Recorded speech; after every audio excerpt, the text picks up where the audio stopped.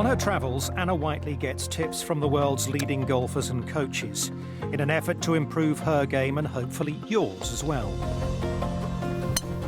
Wow! Today she's lucky enough to be spending time with one of the greatest female golfers of all time, a 10-time major winner, Annika Sörenstam.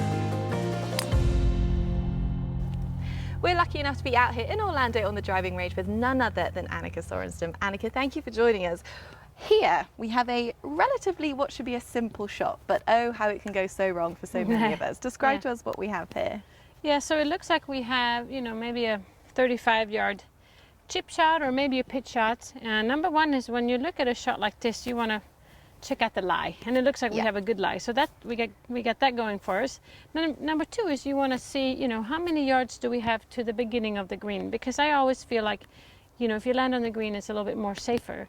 And then obviously how many yards do you have literally from the edge of the green to the hole. Yeah. But as you know, there's many ways to chip. You can either land it on the green and release, or you can do more of the bump and run. I'm not sure which one you favor. The bump and run is the safety shot. Okay, well let's start with the safety shot. So I brought two clubs here. I got a 54 degree, which some people call the approach shot, and then I brought a 9-iron because I think it's good for bump and run. So when you do a little bump and run, it's very similar to a putting motion. A lot of shoulders.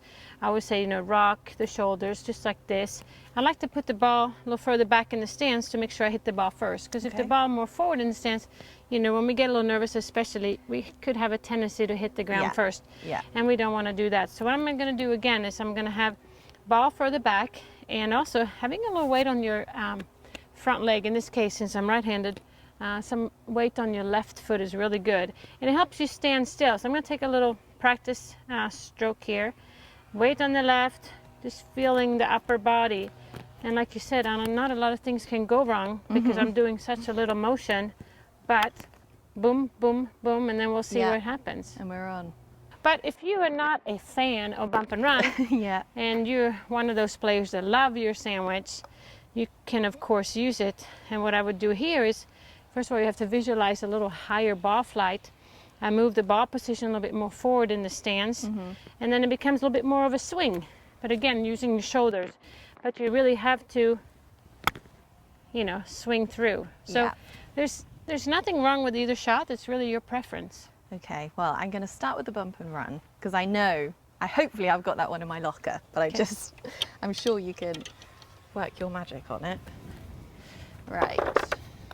So it's just a simple putting. Do you still have the normal grip, or would you go to a I recommend grip? the normal grip. Put the ball closer back in your stance, and when you do that, and you will see here when the ball is here, and have a little weight on your front leg. Yeah. You see now that you have a good angle here, and hands are in front, and you want to make sure that you keep those hands leading through the shot. Okey-dokes. And a little bit of a putt motion. Yeah. Stand still with your lower body. Yeah. Almost. Almost. Yeah.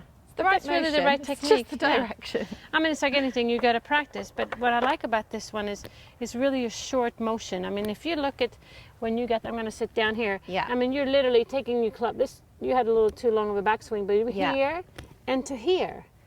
And if you want to grip down on the club and get a little closer, it might feel more comfortable. It all depends.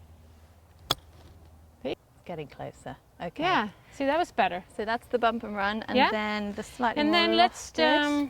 I can take that. Thank you. I'm just gonna. Which one do you prefer? Probably have 54. Okay. Go for 54.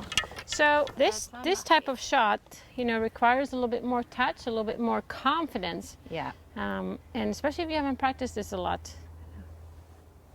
There you go. There we go. How did that feel? The wrists made a big difference, actually. Yeah, it's just, what you feel comfortable with. But again, there's nothing wrong with the bump and run. There's nothing wrong with this. And I recommend when you're out on the golf course to pick the shot that you like, because standing over the ball, having the confidence makes the biggest difference. But here on the practice tee, this is where you practice. Lovely, Annika. 2 great options there for a very simple shot, and hopefully this will help you at home too.